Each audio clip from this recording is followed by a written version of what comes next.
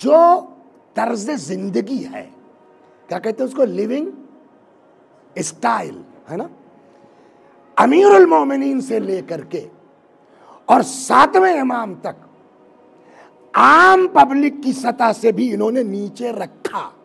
मैंने कहा नीचे था, इन्होंने जान, इसलिए कि दौर वो भी था जब अमीरुल मोमिनीन की खिलाफत थी, जिस तरह चाहते जिंदगी गुजार सकते थे।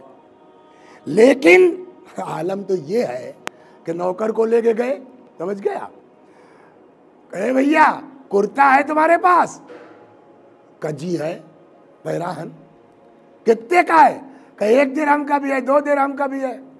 हजरत ने कहा दोनों ले आओ।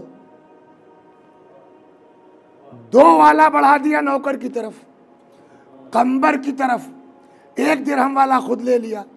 नौकर भी वफादार है, खादिम है। कहने लगे मौला आप मिंबर पे जाते हैं तो थोड़ा आपका कपड़ा ठीक ठीक रहना चाहिए, पब्लिक के सामने जो है वो, हमारा क्या।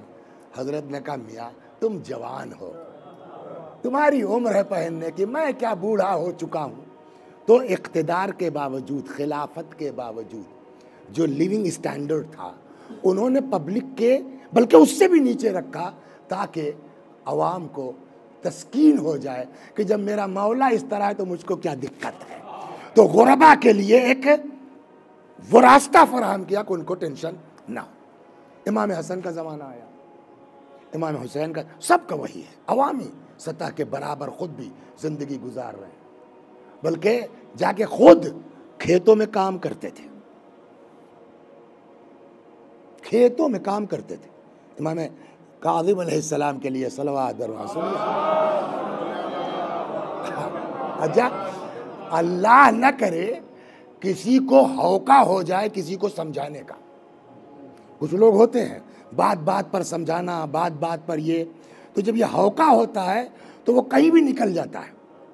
तो रिवायत कहती है कि 5वें इमाम से भी है और शायद 7वें इमाम, कि वो कंधे पर बेलचा या फावड़ा टाइप का कुछ रख के, दोपहर का वक्त, गर्मी का ज़माना, मसलन मई जून फर्ज कर लिए, वे कौन है यार, इस दुनिया के चक्कर में इस दोपहर में आदमी निकल पड़ा, चलो समझाते हैं।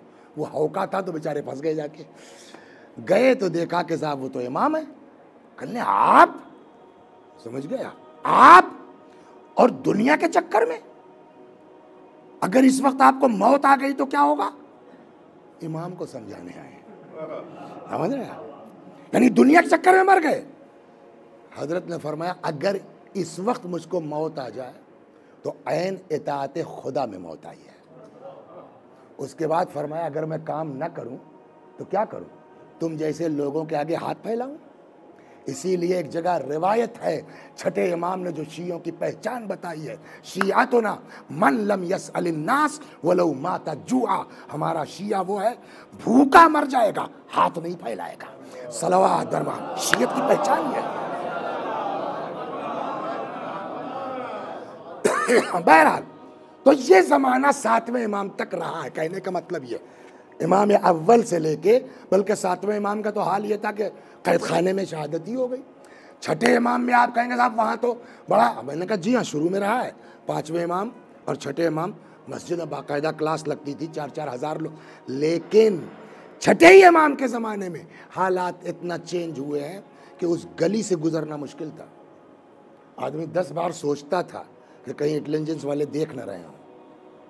और अगर इमाम से कोई मसला पूछना होता था ना तो ठेला लेके जाते थे उस गली में, सब्जी ले लो, तरकारी ले लो।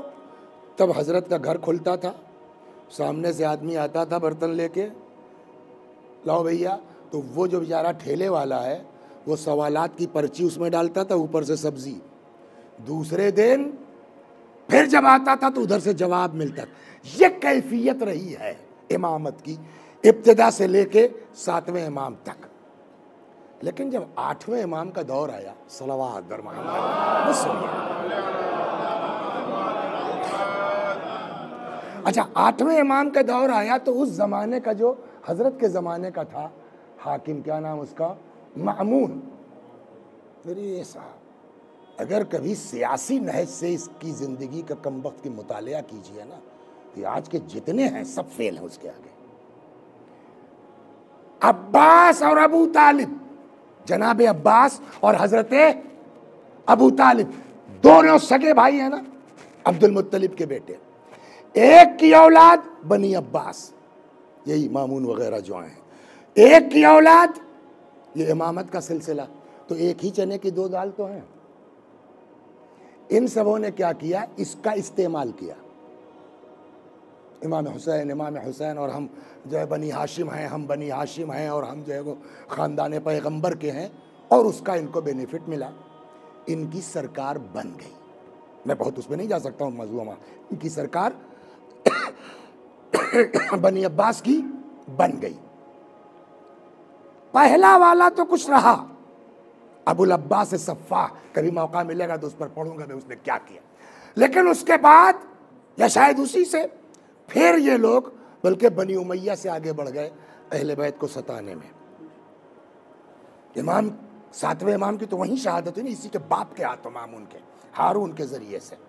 ये जब आया तो इसने देखा यार बात ख़राब हो रही है। जिनके नाम पर हम आए हैं, जाहिर बात है पब्लिक ने सपोर्ट किया। यही क्या कम है कि बनी उमैया का साथ नहीं दिया शियों ने। तो जब सपोर्ट किया तो इनको रखना चाहिए। उसके लिए क्या करना होगा, तो जो इनके वो हैं रहबर, आका, इमाम, उनके साथ कुछ ऐसा करो कि शियों का सपोर्ट मिल जाए। ये सियासी है। उसके पीछे जो राज है, जो पढ़ने वाले हैं उनको इस बेहतर अंदाज़ा है। बुलवाया मदीने मुनव्वरा से।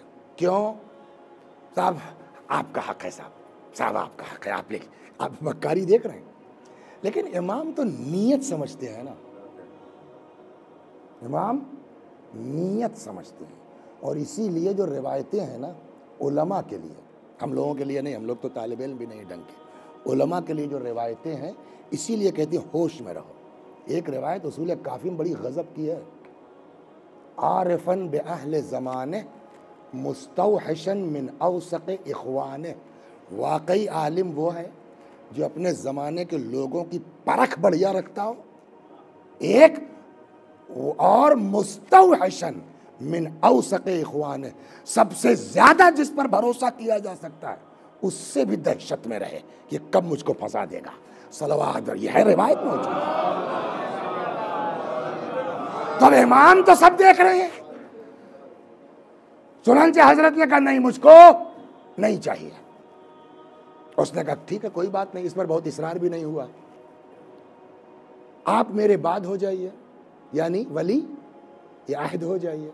हजरत ने कहा ये भी नहीं करूंगा। राज क्या था इसके पीछे, कि इनको किसी तरह सरकार में शामिल कर लो, कुछ करें, करना तो सब हमको है।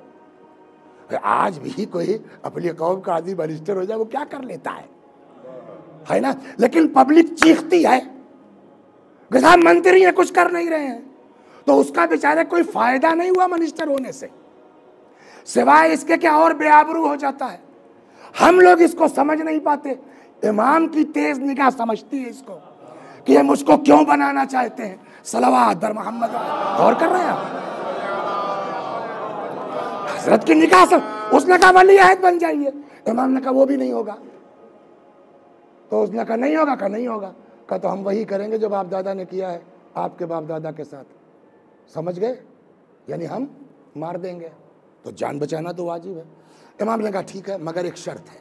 क्या, हम हुकूमती मामले में दखल नहीं देंगे, ना अपॉइंटमेंट करेंगे, ना डिसमिस करेंगे, किसी मसले में दखील नहीं होंगे। इनकी सियासत क्या थी कि जब तबसरा होगा ये गलत हुआ इस सरकार में, ये गलत हुआ इस गवर्नमेंट में, तो ये भी जवाब दे होंगे कि साहब वो तो वली अहद हैं, क्यों नहीं बोल रहे हैं। तो इससे क्या होगा, जो इनका वक़ार है अपने यहाँ वो डाउन हो जाएगा। इमाम ने पहले ही शर्त लगा दी, हमसे कोई मतलब नहीं है, बस नाम का रख दो तुम। अब जब बज़ाहिर वली अहद हो गए तो मैंने अर्ज़ किया कि पहले दौर से लेके 7वें दौर तक जो इनका तर्ज ज़िंदगी है वो अवाम की तरह से, बल्कि उससे भी नीचे। लेकिन जब इमाम रिज़ा अलैहिस्सलाम का ज़माना आया तो उनके इख्तियार में भी नहीं है, खुद से भी नहीं है, बट हुकूमत जो है इस शियों को जो है वो समझाने के लिए उसने वो पूरा प्रोफाइल दिया जो एक वली अहद को होना चाहिए। सलवात बज़ाहिर सुनिए पूरा। कि साहब वहाँ दरबान भी लगे हैं, हाजिब भी लगे हैं, आप बिला जो है पर्ची के जा नहीं सकते, पहले से अपॉइंटमेंट लेना पड़। थोड़ा सा वली अहदी के ज़माने में 8वें इमाम के दौर में जिसको कहते हैं ना हाव भाव दिखाई दिया। चूंकि उस वक्त से लेकर रसूलुल्लाह के दौर से आज तक इमाम का हमारे जिक्र चला आ रहा है। अब लोगों के दिमाग में ये बात घुसना शुरू हुई, यार यही तो नहीं है। वैसे ही जो छठे इमाम से सवाल हुआ उसी टाइप का, यार यही तो नहीं है जो हम सुनते चले आ रहे हैं। लेकिन पहले इमाम से लेके अब तक ये हाव भाव तो था नहीं किसी का, इन्हीं का लगता ये आए आ गए।